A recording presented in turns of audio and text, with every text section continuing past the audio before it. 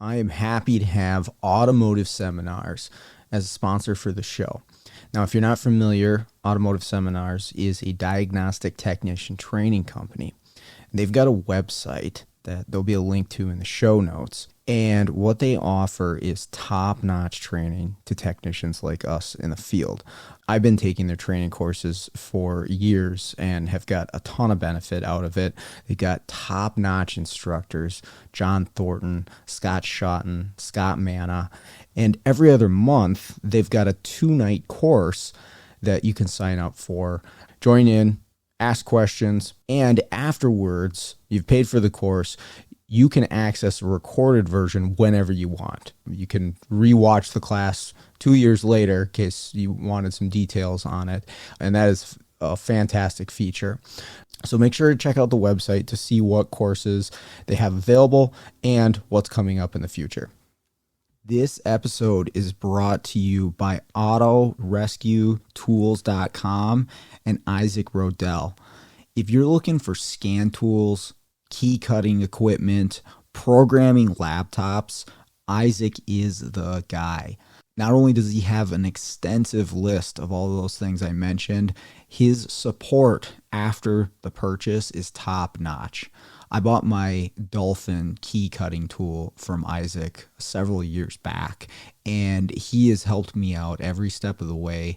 Anything that I needed on this thing, I didn't quite understand. If I had an issue with it, I needed something additional.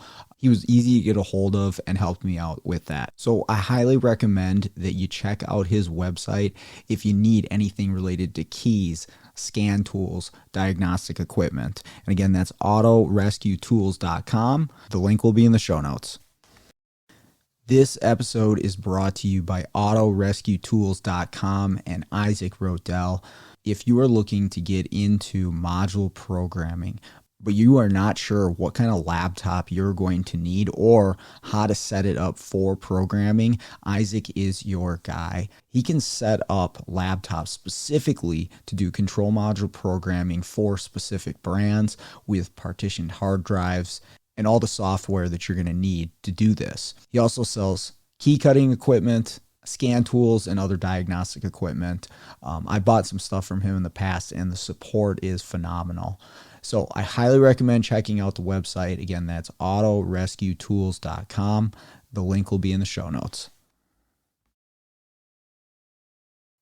Hey, what's going on, automotive world? Welcome to another episode of the Automotive Diagnostic Podcast. My name is Sean Tipping, and I'll be your host once again for this week's episode. Thank you so much for joining me. On the show this week, I've got Jeff and Kosta back on the show. They are from Australia. They've been on the show once or twice before. They're members of the Garage Network, so you might have seen some of their stuff on Facebook or YouTube. If you haven't, make sure to check it out. There'll be a link in the show notes. I received a really exciting opportunity to go down to Australia this spring 2024 to do some training at the Australian Auto Aftermarket Expo.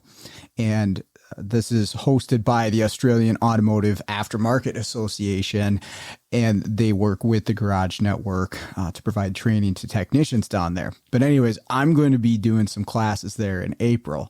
So if you're listening and you're interested in going to this event, again, make sure to check out the information that's mentioned in the podcast and in the show notes, and reach out to either myself or Jeff or Kosta, and we can help you get registered, get signed up for the event. But anyways, we're going to be talking all about that, what the event looks like, what's involved, where it is, some about my classes and what's going into those. And we'll also talk about the Right to Repair Act in Australia and some of the comparisons to the NASTF in the US. But Jeff and Kosta are always a riot. I love having them on the show, or any chance I get to talk to them. So it's a real fun conversation. I know you'll enjoy it. But with that out of the way, let's jump into the episode. I think you recorded that. Perfect. Yep. Good evening or good morning, gentlemen. How are we doing? Very well, mate. How are you? Yeah. Good. I'm doing great. I am doing really well. You guys, I'm super disappointed we weren't recording earlier because that was probably some of the best content I've ever heard. That's okay. And you know what they say, you should always just press record. And I'll tell you who taught me just to press record, and that was Sean Tipping. Sean Tipping said just press record, and all the golden nuggets have been and gone. This can only go downhill from here. After learning that, we've got so much incriminating audio. It is insane. Right? It can ruin people's lives. I'll just put that in the blackmail folder. Yeah. That's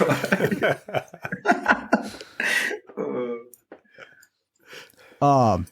Okay, so you guys were telling me that most of the shops in Australia take like a whole month off during this time of year for Christmas, New Year's, and so most of the shops are shut down right now. Yeah, I'd say most. I'll speak for my workshop. We closed on the 21st, whatever that Thursday was. I think 21st of December. We weren't open to the 8th, but a large portion of the guys that we deal with probably won't open to the 16th, which is getting close to a month off. There is a couple of shops that we also deal with that just won't open until Feb. Take the whole month of January off. Now, obviously, That depends on your overhead and the team that you have with you. You know, don't get me wrong, there obviously is people that will stay open. A lot of the franchise shops only do the public holidays, but most of the independent world. What do you reckon, Jeff? Do you reckon most of the independent world's taken to the 8th, 16th, somewhere there? Yeah, so most I'd say mid-January, but just getting back onto the guys that don't open till February, they do that because they don't take any time off during the year. So they don't have, that is their holiday, that's their family time. So, okay. You know, and obviously they build their business to support that. So, I don't know what you'd do with all that time off. I'd get bored. I really would get bored. That's what I always thought when I was teaching, and the summer off was awesome. You get 3 months and that's fantastic. But like, if you don't have something to do a few weeks into it, you're just like, okay, all right, let me get back at something here. I mean, that's how I started my mobile business, is because I was bored in the summer. I needed something to do. There's only so many times you can watch Rambo in a day, isn't there? Then, you know what? I'm just gonna go and pull something to pieces. Yeah, it's about 12 times. So you can watch it up to 12 times a day. I've done the math. And then you can start the Rocky series, but then that only gets you so far too. So before you know it, 3 months are over.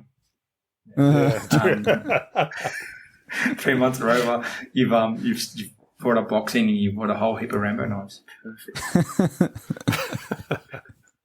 Oh dear. Now, look, I've always found that whenever we close for this little period, I always find myself being busier than when I'm at work. Oh, for sure. Yeah. So much to do. Yeah, you're trying to catch up on all that stuff. I've done so much work on my bike this Christmas. Painted little headlamp brackets, spent hours in my little man cave downstairs. It's been sensational. What, so it's a cave with men in it, or just a man cave? That took 3 minutes for Kosta to come out of his true self. Sorry, I'll stop. I'm sorry. I hope the people in the US understand people like Kosta. Oh yeah, I definitely appreciate the humor, and I think a lot of other people do too. So probably you just got to watch those Subway jokes. That's all. I have no idea what you're talking about. We don't even have Subway here. Now we do. Yeah. So to anybody that's just listening, is I've been growing my beard now for about 4 months to try and keep up with Sean's beautiful facial hair that I had, and he shaved it off for New Year. I'm like so disappointed. Costa's tried to grow a beard. He's done his best. Well done. But Sean, you let us down. It'll be right back. But my girlfriend is equally as disappointed as you, so you guys can chat about that when I'm down there. We will. She's like, you look like you're 14 when you shave that thing. So. Again, Subway. Anyway. So what was that? Did I just hear when you're down here? Where are you going exactly? Yeah, where are you going, Sean? As I cover that comment. I think I've hinted to it on the podcast, and there's been some posts in the Facebook group. I don't know that I've officially announced it, so yeah, what better time? This April, I'm going to be down in Australia, coming into Sydney, and then there is a big event that I want you guys to tell me all about in Melbourne, and I'm going to be doing some training classes there with your guys' organization, and I'm really excited about this. This is going to be really cool. It's an incredible opportunity. Everybody I've told about it is just blown away. They're like, are you sure they got the right guy? I'm like, yeah, I know, right? But I'm extremely humbled and excited for this opportunity. But yeah, you guys tell me all about the event. I want to know about it. Well, firstly, we definitely think the right guy has been asked because, I mean, you've got not only quite a decent following, and I think one of the things that when we were trying to sort of shortlist was want to make sure that we're shortlisting not only great trainers and great people and all this sort of jazz, and making sure that, can I say this, no dick policy, so there's no dicks allowed. Which, I mean, I think you passed that test. Like, we got along real well. So sorry, Jeff. I don't know why you're here. But that was sort of one of the things that we sort of were hoping to find, which I think we got along really well. I think we had a random message we turned into then a random podcast, which then, I don't know, turned into a lot of fun. Anyways, what is it? What are you coming down for? So you're coming down for what's called the Australian Auto Aftermarket Expo, which is, we've got an industry body called the AAA, and what they are, they're the guys that not only support sort of the aftermarket automotive industry in the sense of things like legal advice, help. They're an organisation and a body, and they've also were one of the main pushers to legislate the Right to Repair Act. So I think after they did that, they did get a fair bit of support from the independent world and the Garage Network included. So obviously they were one of the real hard pushes on getting that legislation passed, which I always say that, that legislation being passed really future-proofed a lot of our businesses and our careers. The reality of it, especially as cars get a bit more technical and, we start getting all these hybrid EV systems where you need to have dealer information, especially when you're depowering and all this sort of jazz. Or manufacturer information, I should say. So that's what they did for me anyways. And I think the Garage Network, which is the company that we're a part of, really liked. And they came to us and they said, look, for this expo that we're doing, we need a bit of a short list of trainers that the Garage Network would recommend. Yourself came up, a couple of other guys came up as well. So we're lucky enough to secure, obviously, yourself and Diagnosed Dan and Martin as well, one of his fellow trainers. And the plan is, during this expo, imagine a really mini SEMA where it's more about, I shouldn't even say SEMA, maybe Apex, sort of where there's a lot of, the new technology, there's a lot of, tooling, a lot of the, your ZFs, your Bosches and all these sort of OE companies are coming into like this expo for not only tools, but they might have some technology sharing and they have things like live business events, like training events. They have this year they're going to have some hands-on EV training as well within the actual expo. But then as an attachment to that, they're going to also have some international trainers like yourself and Diagnosed Dan and Martin as well, which I think in their side, which I will give them credit, they're listening to what industry wants. I think industry is pretty thirsty for training in Australia. Like we've got fantastic local talent. We've got really good local trainers. But there isn't many of them. There's about, probably about 6 or so that are fantastic. So we get sort of pretty excited when the opportunity for international guys to come over, which we saw that with Brandon Steckler. So we we organised for him to come out last year for the Brisbane event, and that was an absolute hit. It was wild. Like, it was absolutely wild. His training session was insane. Like, he's very good, isn't he? Oh, Brandon's ran out of chairs. awesome. We ran out of chairs. We were like scrambling to find more chairs to fit into the little training centre. It was hilarious. It was insanity. And he was out in the crowd hugging people. It was awesome. It was so good. It was a really good event, which I think the WWA saw and thought, you know what, we need more of this. That's in a nutshell what the Expo is about. Unless Jeff has more to offer in that. No, I think you've nailed the AA there. What we're going to do within the Garage Network side is you will see this for yourself, Sean, but we'll have a really nice evening of lots of drinks and a good few laughs and some Australian, English and US banter, so to speak. But there'll be no recording. You're not allowed to record. That's for the best. Yeah, so phones go into a locker. That's sealed. No, joke. That's a different event. So, but if someone was to say to me, why Sean Tipping, and I think what you've got, which is fantastic, is like real world experience. Yeah. And I'm not knocking anybody that isn't in that, because most of the training that I've seen has been really good, but this is, you go out and you get in your van in the morning and it could be -5 and you go and fix cars. So I just think that's a really good way for other technicians to relate.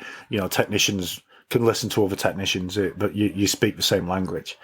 As somebody that's like a full-time trainer, not, as I say, I'm not knocking that, but you've got that a different way of looking at it, which I think will go down a storm.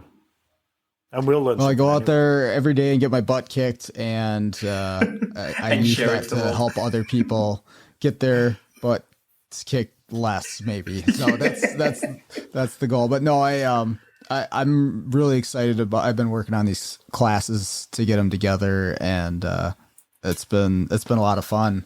Because I haven't really developed a whole lot of curriculum. I do the podcast, which is kind of sort of, but I haven't developed a whole lot of actual curriculum since I left teaching back in 22, and kind of forgot how much I enjoyed putting the stuff together.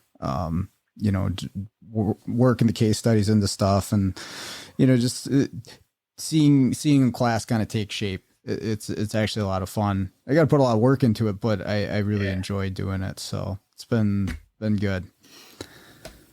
I think it'd be exciting. It'd be pretty exciting. I think it'd be cool for you to see as well. I think, at least on the Garage Network front, we've built a pretty strong little camaraderie between in our industry, which I feel was lost for a while. Like, I think now I can go to any local workshop around, and it's a friendly face now. Like, it's pretty fun, because, like, even as we were discussing, look, we're all closed, with the some shops, that have stayed open.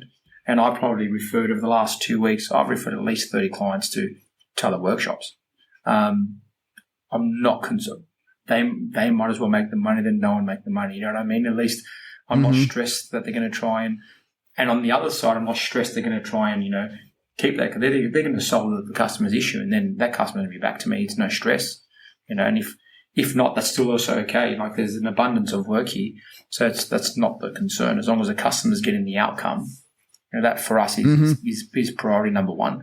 And I think without working together with all other workshops and other sort of industry people, I don't see it's always the consumer is the loser, when all this stuff happens, when we're all bagging each other and sort of putting doubt in the consumer's brain of, oh, that guy down the road, oh, that guy, Yep. So I think that puts into motion that whole race to the bottom thing, when everybody's fighting against each other, undercutting people and stuff. And so, I think healthy competition is definitely a good thing. Absolutely. Drives to be better, but you can have a good working relationship with the other people in your field. There's nothing there. I mean, I think there's a lot of positives to that. And so that's good to hear for sure. There's definitely still a lot of butting heads between shops, at least kind of in the area that I'm at. You don't see quite as much of the camaraderie at a local level. The national level, really cool, to go to the events and see the guys from different states and everything. But like I have a chat group with a bunch of guys that do the same or similar thing to what I do, but like none of them except for Fonslow are even in the same state as me. Yeah. Like everybody's in a different part of the country doing this stuff. So we're far and few in between, I guess. Which is well, we need to come and see what it's like, don't we? We need to.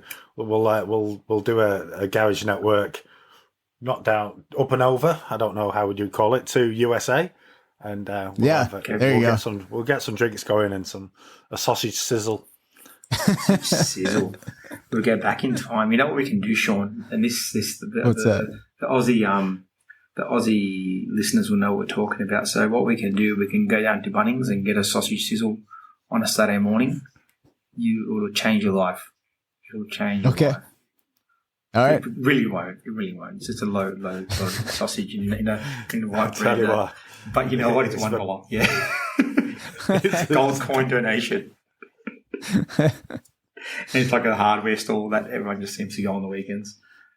Okay. All right. Yeah. But going back to the AAA, I think some of the topics that you're doing as well are just going to be sensational. Can network diagnostics. I nearly sent you a message the other day. What did I end up doing? I ended up bridging wires to find a problem on I'm not going to talk. I'll have to really think about it before I go through a case study with you, just to make sure I don't look like an idiot or any more of an idiot. But yeah, that was sensational. I was really proud. It took me about 5 hours. You'd have done it in about 12 minutes, I think. Well, it depends on the day, that's for sure. Yeah, that was awesome. That was a good learning curve. But at least like you say, you've got to have your ass kicked every now and then. Oh, I yeah, just get for mine sure. Quite regular. Yeah, these cars are getting better and better at it every day. So, but I want to try to do the same thing, is get out there, try to learn as much as I can. And I always feel like that okay, I'm gonna get my butt kicked here. It's gonna pay off in the future as I keep doing this stuff. That hopefully that time that I got my butt kicked, like next time it doesn't. Oh, I mean, it happened today. Like I had a Ford. It was a F-150. You guys got those pickup trucks down there? Not many, but yeah, there's a few hitting the market now. Okay. Unfortunately.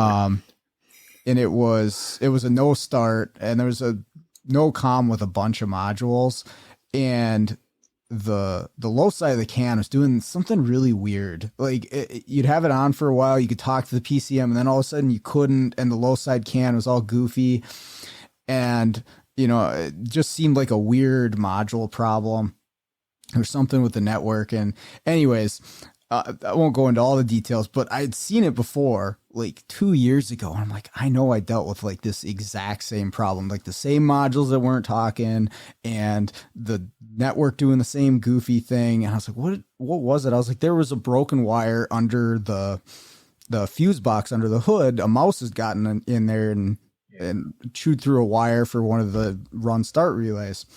And I was like, well, what are the odds? So I go to that relay and it didn't have a ground.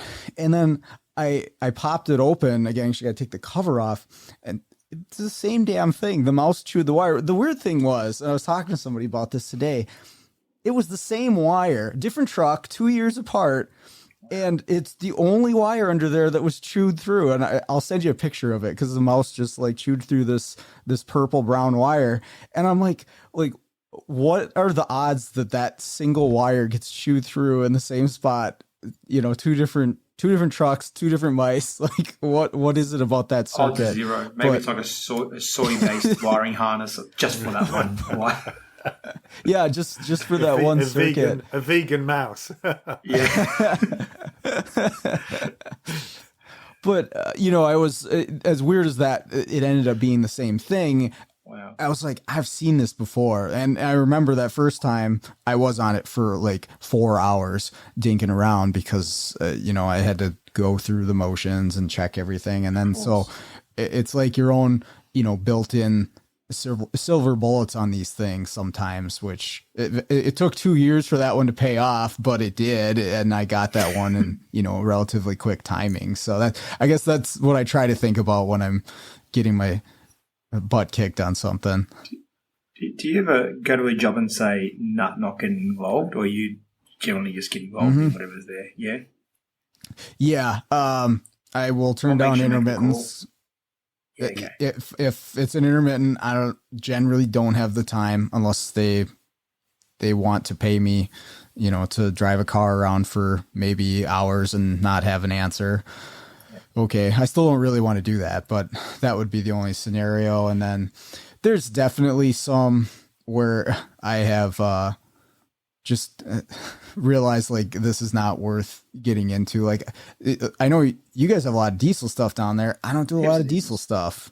And so people kind of get me like, hey, let's do this, diesel performance diagnostic on this thing. And I'm like, it's just not my area of expertise, and it's not really one I want to get into. Whereas like electrical or high voltage hybrid stuff, I'm trying to take on as much as I can and learn that because it's something I actually want to expand to. So I think that's kind of like where it is for me is like, is the time spent on this going to be worthwhile to me in the future? If I'm going to really, really dive into something and spend a lot of time on it. But yeah, those are the two big ones that I steer away from. Cool. I was going to say when you come to Sydney, we'll take you to a place called AJB Diesel, and he seems to have a run of Mercedes Vitos and Sprinters. They've all done 600,000 kilometers. And there's just wreckers marking on every module. You scan it, everything's got communication faults. It's just the worst. Jeff, all I need to do is just make it go into drive, and I'm like, just please don't call me. I used to have hair, long time ago, but yeah, I did have some once. Yeah, when you come down, we can definitely organise some shop visits if you're up for it. Not a stress. Oh yeah, I'm down. Yeah, for sure. Yeah, you'll see. Especially, I think, this seems a bit of a surprise. We've got a few friends that have come from overseas, and they will get a bit shocked when they see our inner city workshops. They're pretty compact. They get through some serious work for their size and space. Tell you what. Yeah, Gil's workshop he's like sort of moments from Bondi. Which I dare say you've seen on TV and whatnot. It's like moments from Bondi, and it's just, I don't know how it's crammed 7 hoists. Is it 7 hoists? Whatever it is, it's shoehorned them in. Yeah. Okay. And there's no parking whatsoever. There's just nowhere to put a car, but he's got 7 hoists. Wow. And he slams through work. Yeah, great operators, man. I think when you see some of these guys in the inner city, if you see how they've got to be excellent operators, super organised. Every minute has to be somewhat accounted for, because if they're 10 minutes late, not only has 7 of the cars that are parked outside being booked by the ranger, but that's then backflowed the whole shop. It's pretty insane how well they run these shops. It's pretty insane. Yeah. It's impressive how some of the places rock the workout, and like you say, in some cases with the facilities available to them, it's really impressive how much. And I got a couple shops like that where they've got maybe 2 bays and they're just cranking out the work. But yeah, they have to be really smart about what they're going to take in and take apart, because if it ties up the bay, that's a big deal. And so there's a whole different aspect to it. And if like when I was at Firestone, I think we had as close to 20 bays at the store I worked at. So you didn't even have to think about it. Like if you pull something in, you take it apart, you leave it sit there for 2 days and it wasn't a big deal. But yeah, in a little shop like that, you really got to be cautious. Or I'm sure you've seen these where the shops, they'll have 1 bay that's, deep into the shop and then another bay behind it. Yeah. And so like you got to plan out, okay, if we're going to pull this car up here, this one can't be blocking it and all this stuff. So it's a whole nother animal. A lot of that goes on, mate. A lot of that goes on, at least around Sydney. I think when you start branching out from the inner city places, it all becomes normal again. But yeah, it gets a bit wacky. I love going to the ones that are like that because you just steal so many little ideas. It's like, oh yeah, why am I complaining? That works great, Yeah, right. Yeah. So I'm actually curious about the Right to Repair Act. How is that going for you guys? Because that's relatively new within the last, couple years? I want to say 18 months, roughly. I think about 18 months. 18 months. Yeah. Look, I think the last 6 months, so we've got a new person at the helm of ASRA. And what ASRA is pretty much our NASTIF. Okay. And he's... I actually think Donny Safer had something to do with it, didn't he? Yeah, with the setup of ASRA. Yeah, from that. So the guy there is Roger Nardi, which is one of the guys in charge, is the guy in charge of ASRA. And he's done a really good job at keeping the manufacturers accountable for what they're meant to be doing, but in a good way where it's not ruining relationship, I think. It's just reminding them of the rules rather than trying to rule with the iron fist, which I think is working. Like, I know for us anyways, it's getting easier. Accessing portals becoming more fluid. Buying manufacturer tooling has become a lot easier, which in the past we could not buy anything tooling-wise anyways from manufacturers, whereas now it seems to not be a problem anymore. Still a few things to work on some manufacturing. I think that's just at manufacturer level. It's the same here. And they just don't have I think they just don't have the infrastructure. I think they never really expected it to be a thing where you now have thousands of independents having access to it. Some of their software is locked to a IP server, however they work it out. So they're struggling to work it out for everyone to get access to it. But it's getting better. It's definitely getting better. Like I said earlier, I think for us as a business, it's made us not scared to, that even when, you start getting some of these new wacky stuff where putting them into maintenance mode on a EV, you need scan tool access. Like, are you really trusting an aftermarket scan tool with 1,000 volts? As in, right. Are the SMRs open? I hope so. It said it. Obviously, you're checking it and making sure it's safe, but you get a bit more peace of mind when you've logged in, used genuine software to make them safe and all that sort of jazz. That to me is what we're more concerned about, the safety aspect of it. Like, we always find ways to fix cars, but if you can do it in the safest way possible, why not? Yeah, I think there is a lot of anti-ASRA people as well, but I think there were people that had copied versions of auto data, and I think they were potentially a different scale of workshop maybe. But I agree with Kosta. It's come on great guns. Like, I think a lot of people used to find Ford and Holden very easy to deal with, but then from 2017 things changed with Holden because they kind of disappeared from Australia. Or been built in Australia anyway. Yeah, it's no longer built in Australia. Yeah, we had the right to repair come in and compartmentalising that EV information was just difficult for them. And a lot of people slammed ASRA for that, but that's what we have. That's what we've got to work with. So don't cry about it. Let's learn it. Let's if there's a problem, let's speak to Roger, who's heading up. I don't work for ASRA, by the way, but tell somebody that there's a problem, and you know what, it'll get fixed, and it will get better. It might start off a bit shit, and it definitely was a bit shit. And I had a meeting with Roger Nardi, and we did record it, and I asked him some really blunt questions, and I did feel really mean. He answered every one of them, and everything that he said was going to happen did happen. So. he does what he says. So I've got a lot of time for that. I will just comment on probably what you're saying about people have some bad taste. And look, I was probably one of the ones that really yelled out about, these guys aren't doing shit.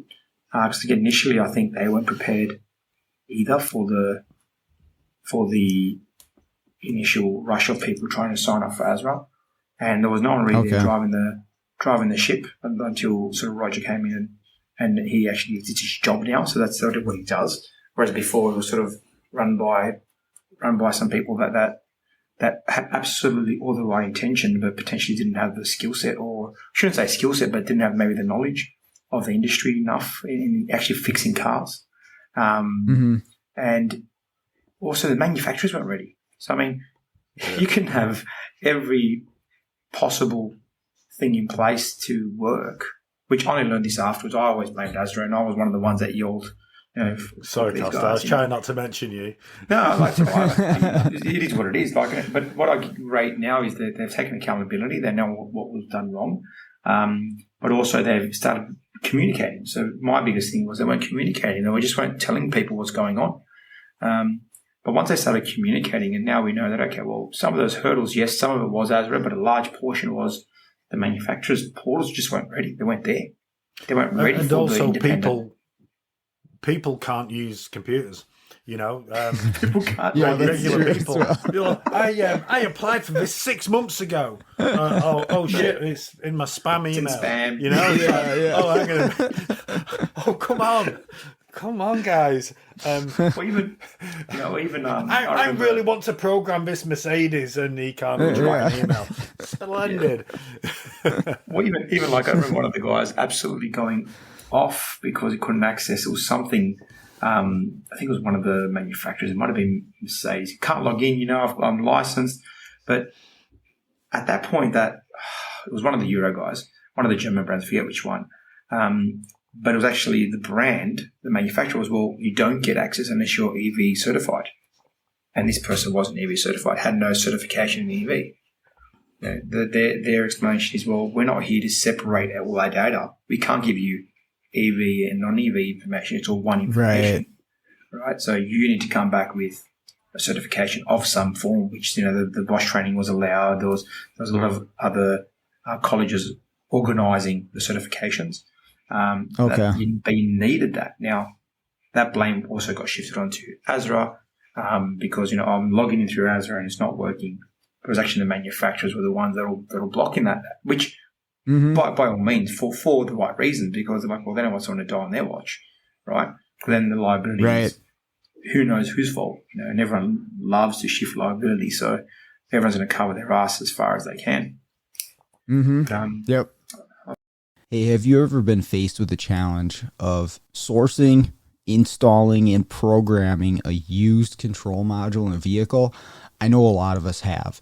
It seems to be happening more and more often today with the volume of control modules on vehicles, the cost of some new ones, or even the availability of new control modules. In some cases, used may be the only option. So what do you do here? I strongly recommend checking out SJ Auto Solutions and Tommy Oliva. Tommy offers a cloning service for used control modules to make these things plug and play for the vehicle that you're working on. In a lot of cases, he is also able to source the control modules if you're unable to locate one for the vehicle that you're working on. But once you get connected with Tommy, he's going to offer fantastic support from start to finish to make sure that control module is going to work in your application. He's also got tech support that he offers through his website, along with some free resources there as well on information about used control module programming. So make sure to check out SJ Auto Solutions. I can't recommend that enough.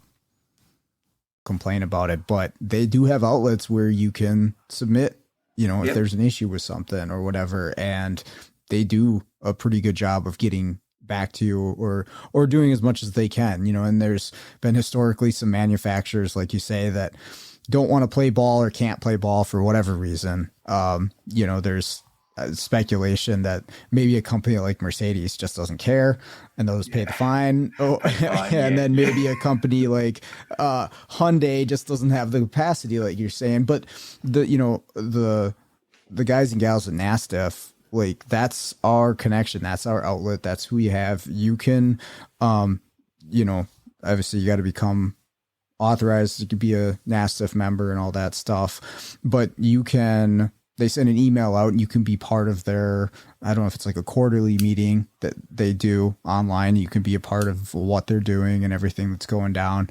And like they are our connection to the OEs. So it's good that we have them, right? Otherwise, what are you going to do? You're going to call up GM and tell them, hey, your software sucks. It's not going to get you anywhere without an outlet like that. That way GM software does suck. I killed it. Yeah, it didn't work today, that's for sure. Fucking Azra, this is shit. I want my money back. Are you connected to the internet? Oh, that's funny.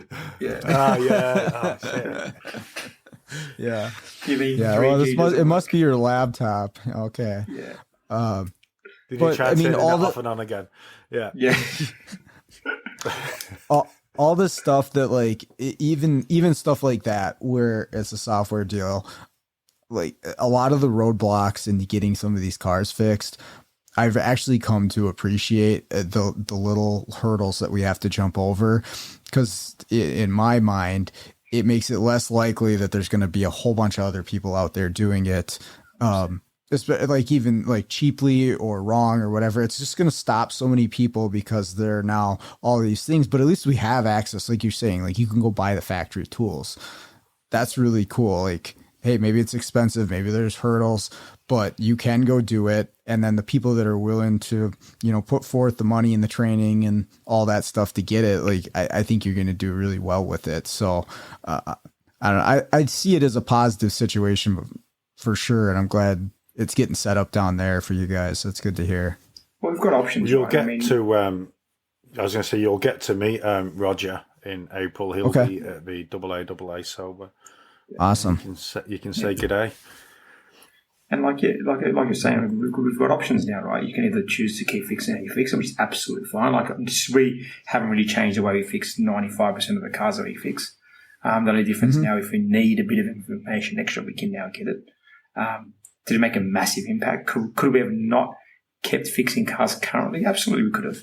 Absolutely. And we would have fixed it on a daily thing with no stress. No, Kosta, you're missing something. You're missing something. So do you know all the guys that I don't care about NASTF or Azra? Do you know what they're going to have? Secure gateway. I mean, and they've had that with Jeep for a while, but you try and open up calipers on a 21 Volkswagen Golf. These are coming into independent workshops now. You need a secure login. 100%. There's always we always find ways. We're crafty, right? Technicians are crafty. Yeah. Right? There's a golf ball smoke coming from the back wheels. we generally work it out, right? Like, but if we can do it the best possible way, why not?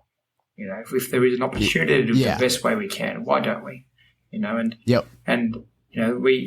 This was during my rant about how shitty Azra was doing of a job. I had an issue where I was trying to buy an OE German manufactured tool, and the guy told me that I have no right buying it, and that just turned my head red. And how dare you tell me I can't do something? And look, that got sorted in 24 hours. Like that was one email to Azra, and then the following day I had a phone call from that manufacturer saying when would you like it delivered? So they're doing stuff. They are doing stuff. Yep. Yeah, and I like using a Chinese. Oh, go ahead. Sorry, where would I have gotten without that connection? Would have been exactly. Like that guy's not going to change his mind, for a random. Like it's not going to happen. And same thing here with NASTF. And I like using a Chinese hacked tool just as much as the next guy. Like sometimes that stuff's fun and it's interesting, but to be able to do it the right way with OE software, especially if you've never done it before, and then finally you get the OE software, like, oh my gosh, that was so much easier. Like it was 15 so minutes, much easier. yeah. Just do it the right way. Hardest part was logging in because you forgot password.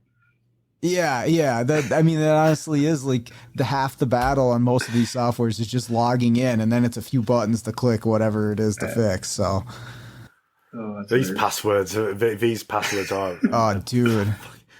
Oh, you must have two special letters. No, hang on a minute. No, you've got too many of the same numbers. You get one, you create one, you're like, you know what, this is going to do everything. And you need an Egyptian hieroglyph added to your password today. Oh my god. Sometimes hang on a minute. No. But you've got to change it every 3 months as well, and it can't be the same. Or it can't be one different. He's going to change it every 3 months. Oh, fuck. Two-factor. How many of them I just don't... I give up from the get-go and it's forget password. I'm not going to try. I'm not even going to try to guess it. It's from the get-go. Yeah. I know my email and let's just forget password and start from the scratch again. Yeah. Yep. I was going to say, so we've got you down for CAN networks. What else have we got you down for? Current flow, how understanding wiring diagrams. It's a circuit analysis is the title of it, and that's going to be included in there as testing methods, looking at wiring diagrams, and it's all going to be in the realm of actual utilization on a car with some, case studies built in. So it's not necessarily like electrical 101. It's like, here's the stuff that when I go out to shops, I see most of the technicians struggling with, but here's how you can start to absorb some of this stuff and take it. And then, so we're going to take that class, and then I'm kind of building on it for the other three. We're doing a parasitic draw class, which actually the planets have aligned for me, and I've gotten like nothing but parasitic draws the last few months. So I have all kinds of material to work with there, which is really good. And then the, network diagnosis class, and then kind of to top it all off, because it does have elements from all the other three, is how to condemn a control module, right? Yeah. Like you get to that point in your diagnosis and you're like, well, I think it's the PCM, but I'm not really 100% sure. And, we've all been there, and myself included, plenty of times. And how do you it gets more confidence in your skills and your diagnostic procedure to say, yes, for sure, this module is going to fix it. And here's why. Here's the tests that I've done. Here's why I know that it's going to be a fix for this vehicle if we replace this control module. Because that's another really tough one. It's a reason I get called into shops a lot when the techs are right. Like they're like, hey, we got to this point. We think it's this module, but we're not really sure. Like we're not 100% or confident enough to replace it. Can you just double check? And they're right on with what they did. They didn't have the confidence to say, yep, that's the fault, that module, let's replace that. So that'll be the fourth class. So again, I'm really excited about all of these. I've been working on putting stuff together and getting these ready to go. And these are all new classes too. I'm using some basic material that I had when I was teaching at the college, but I've completely started fresh and built these up for a professional level. So I'm pretty excited. Have you put some Australian words in it? You got to send me a dictionary so I can. Will. Okay. We will. Just every now and then, just throw in a nah. Yeah. So nah. What's the other one now? I tell you what, just watch some Kath and Kim. I'll send you some YouTube links, and you can watch some Kath and Kim. That'll educate you. You've got to watch Crocodile Dundee as well. Yeah, I've seen that, but not for many years, so I'll have to rewatch when I come down. So you got to watch Skippy, Crocodile Dundee. Skippy, what else is it? So Home and Away is filmed like half an hour north from where I live. Not that that's anything good, and Prisoner Cell Block H. That was like doom and gloom in the 80s. No, you got to watch. If you got time for a movie, you got to watch Chopper with what's his name? The guy that played Hulk, Banner, Eric Banner. Eric Banner, yeah. Okay. Yeah, don't watch any of that, Sean. It's all shockingly bad. Hang on a minute, Muriel's wedding. So after we watch, after we learn the condemning module, you're saying that we're no longer going to have the conversation of, the sensor killed the module. That conversation of keep changing parts until we work it out. Yeah, the blank took out the blank. The popped fuse took out the module. Yeah. That would be a good class in itself, wouldn't it? Sort of technical excuses. Yeah, right. How to confuse the consumer. It's like, look, the parts companies' technical bullshit is it's on back order, and that's all they've got. But like, we could have heaps of good stuff, for sure. Let's work it out. Oh, it's on back order. No, it's the fake jam. I think we're still blue V. No, we're still blaming that would COVID, be a aren't we? sponsored class by like the local auto parts stores for sure. They would sponsor that, like how to talk your customer into buying 8 different parts to fix one problem. Always start with the O2 sensor. No, hang on a minute. Take a good genuine one off, and then go and buy a ping pong macadang dang unit, and life's going to be even worse. And 6 coils and 4 fuel injectors later. Okay, let's really get started with this diagnosis. Let's now work it out. So that's the problem. The old O2 sensor was double the weight. old modules, the amount that I get asked to clone, and it's either not fixed it. Like this one I was talking about earlier, it was a Holden Colorado. I don't know if you get a Holden Colorado over there. I was asked to clone the ECU, and I'm like, well, what's wrong with the old one? It's just faulty. Anyway, it worked out that I had a bent pin in the transmission control unit. So they got another one, and I attempted to program it. It was a second-hand one off a Commodore, which apparently should have worked, but it didn't. I've never used, what do we call it now? Techline? Techline Yeah. Connect. Never used it before. It looked really easy, like compared to Otis, and it was just over 3 hours. The little green bar didn't move, and I'm like, the customer saying to me, I've got to go. I've got to take his son. Is an plays ice hockey in Australia. The ice melts really fast, so you've got to go really quick. And I was like, well, look, I've got no choice but to, there's no way of stopping that program working. You've got to control alt delete of death. But I didn't turn the ignition off, and I think it's a second ECU that I've killed. And look, I don't necessarily think it was my fault. I think it may have been an issue with the server or the module. It was just a used module. And there's a chance that we didn't even need to program it, but I was just doing what I was told to do.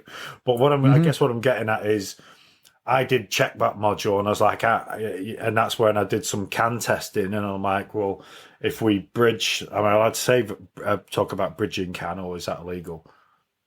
I did some CAN bridging, and then I could communicate to my engine control unit, so we had no communication to the engine control unit after I did some dodgy bridging. Bridging's fantastic. Yeah, it works great. I really like that. I've never done that before. I was like, what? Fucking, I'm going to bridge every fucking CAN out I can find. CAN network. Yeah. Paperclip and a split pin. Sleep in this is fixed. It's only stupid if it doesn't work. That's Well, I mean, how'd you go with that? Did it work? I then killed it, and look, I go out on the program. Do you know what? I should have just freaking cloned it. But sometimes that's easier than the factory software. I'll flick you I did take a picture of the upgradable software numbers, and they were completely different. So I think the genuine numbers were starting with a 9, and the used module was starting with a 2. And I've just got to. It could have been. Look, I'm making this up as I go along. I don't know. It could have been me. It could have been me pressing the wrong button. It wasn't. because it started. It's funny you say that. I had a Cadillac yesterday. It was a hybrid. They put in the hybrid controller with a used one, and very similar situation where when you go to that screen, it said all unrecognized calibration on the before, and then what it was going to, and it was like a 3-part programming. Did the first two, got to that last one, it went all the way to the end, bonked me, did it 2 more times, aired out, wouldn't communicate, and I'm just like. I do lots of GM programming, so I'd like to think I know, what buttons to hit, but then I'm wondering, like, was this even the right part for this application? And because I asked them, I was like, what'd you guys get this out of? Well, we're not really sure. The junkyard said it would fit, sort of thing. And it plugged in, obviously. Because them guys are experts, those junkyard guys, aren't they? Like, they're fucking wasted. Like, you should be, brain surgeons. You know everything. Yeah. But I was talking to him, I'm like, it's very possible this was just the wrong part for this thing. And if you guys are upset about it, I'll pay for a module. They weren't. They understood. But situations like that definitely stink. But yeah, if you have the ability to clone in that situation, it's definitely worth a shot. I don't think there's any. I don't know of any options for the hybrid controller, but yeah, I know they have a lot of engine control stuff. Ours is a Chevy Colorado. And you guys have Chevy Colorado. Probably it's like a little truck, Colorado. Yeah, just I think it's the same. It was 5-cylinder, 6-cylinder. Yeah, I think this is a four-cylinder diesel. I think it was. Yeah, okay. Somebody put an engine in it 2 years ago, and it never ran. And and when we did get it running, and it just started up like it had pulled in the workshop. It was really good. I was getting ready for and can you just look at this, and can you just look at that? So it ran really well, apart from me destroying the used transmission computer. But such is life. Those are the worst, when they've been sitting for a year after somebody broke it or tried to fix it or whatever. So then you've got the original problem plus whatever else came from it sitting for 2 years. I had a Grand Prix that was that situation, and I don't know, we figured out what the original electrical problem was, and it still wouldn't start. And all 6 of the injectors were physically stuck shut. Like, I've never seen that in my life before. I don't know what was in the fuel system of that one. But I'm like, I've got injector pulse here and this and that. And like, you don't expect all 6 of them to be stuck shut, but that's why this thing wouldn't start. And the shop didn't believe me, but I had to show them like, hey, look, they're all stuck. So that sort of weird stuff can happen to water in the fuel tank and all that stuff from sitting. E85, I think we sent a few E85 destroy. I don't know if you guys have E85. Oh yeah, for sure. Most of the vehicles are equipped for it now, but back in the early 2000s, it would just destroy all the rubber components, the pumps and regulators like crazy. But now you get lean conditions on stuff where they put it in something where it doesn't belong. I had a Honda last year that wouldn't start with E85 in it. And that was in a 70-degree shop. It's not like it was super cold out, but it wouldn't run off of E85. It wasn't meant for that, which I thought was really interesting. Yeah, right. Oh, man, we love the old hasn't been run for a year jobs. They're fantastically fun, especially when the customers had to go himself. Oh, how good's it? Yeah. How good's it? No, so I won't put it Kosta when it has all that webby stuff and these red-back spiders coming down. Yeah, we get some pretty nasty spiders here as well, which I like to harvest in those cars. But yes, I get by the way, and I left it pulled apart for you to make your life easier. I'm sure you did, mate. I'm sure. I appreciate your help for not leaving. Yeah. By the way, I forgot to mention 6 hours into your diag that I've also put ball bearings in the fuel rail to block the fuel supply. Why did you do that? I know the car you're talking about. Why would you do that to me? I'm sorry, I just had a flashback. Yeah. It's like, I forgot to mention there's ball bearings blocking the injectors because we couldn't get fuel pressure. That would have been awesome 5 hours ago. It would have been awesome information. Sorry, I'm having a moment. Oh, I had a guy hook up. Should we talk about tools? No, let's not. Let's not talk about diagnostic tools.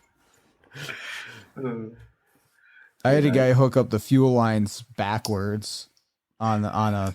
So the return went to the supply and the supply went to return, and they're like quick couplers. So it's not like that should happen. And we had no idea. And we're like, what's going on with this thing? Cause there was fuel pressure, but it was on the wrong side of the rail. That used to be quite common on some of the Volkswagen diesels. There would be 4 pipes to the filter head behind the, I'm going to say, the driver's headlamp. It may be the passenger headlamp, depending on the country that you live in. But, they normally corrode out and cause all sorts of problems. But I've seen them when people have got those fuel feed and return pipes backwards. That's quite common. Okay. You can put that in your little notebook. Ford diesel. You're gonna message me on Monday, Jeff. You fucking legend. Send me your PayPal. Send me your PayPal. I'm gonna steal some money off you. I had a Cadillac. It was a throttle body injected Cadillac. So just I think it was 2. It was 1 or 2 injectors. Might have only been 1 on top on the throttle body, anyways. And those things are supposed to run like 12 psi. And this thing was running so rich. It was just puffing black smoke out of it and everything. Well, I hook up to the fuel supply and it's got 60 PSI of fuel pressure. Those were the old school fuel pumps where you like take the whole sending unit and everything apart and just put in the pump. And they put in the pump from like a 2000 Chevy truck into this 90s Cadillac. And so it was just dumping fuel into this thing. So yeah, those man-made problems are just goofy, man. More pressure means more power. What are you talking about? Yeah, right. There's rolling coal in a Cadillac. Fantastic. Yeah. When we finished that car that we were talking about, we sent it out with, look, man, this car has been pulled apart so many times by so many people. I think we've got everything back together, but it's got to come back in 2 weeks for a recheck. Like, it's leaving with no codes. It's leaving, driving perfectly fine. But I can only talk about what we touch, sort of thing, the absolute nightmare of thing. But yeah, it's always fun. Oh, yeah. So, that's another reason to do some good training at the AAA in Melbourne in 24. Yes, I thought we were going to go through the training now. I thought we were going to start getting trained now. I've got my pen and paper out. I thought it was going to run us through a class. No. Do it. Okay, so if somebody's listening and they want to sign up for this or learn more about it, number one, I'll put a link in the show notes, but where can someone go to find out more about the event? Just for full transparency, we don't run the event. We're just the Garage Network. We're just assisting. We just helped a little bit. That's all. Yeah, we just helped. Yeah. So, they can find information on the Garage Network. Absolutely, we'll be sharing all shameless the plug. Hey? Yeah. Why not? So we'll be sharing all the information as we get it, sort of thing. But it's if you type in AAA automotive, it will come up in Google. Or it's the Australian Auto Aftermarket Expo is what it's called, so AAAE for another acronym for you guys. And that should have all the information there. Training starts from Wednesday, I believe, Sean, you go on, till the Saturday, then Sunday, sort of the day that we sort of head back out of Melbourne. So Wednesday's for people that just want to train. Just for training, so that there's no expo that day. It's just a training day. Then the expo starts on the Thursday. But look, we'll be there. There'll be a whole heap of technicians there. Again, fantastic opportunity to network.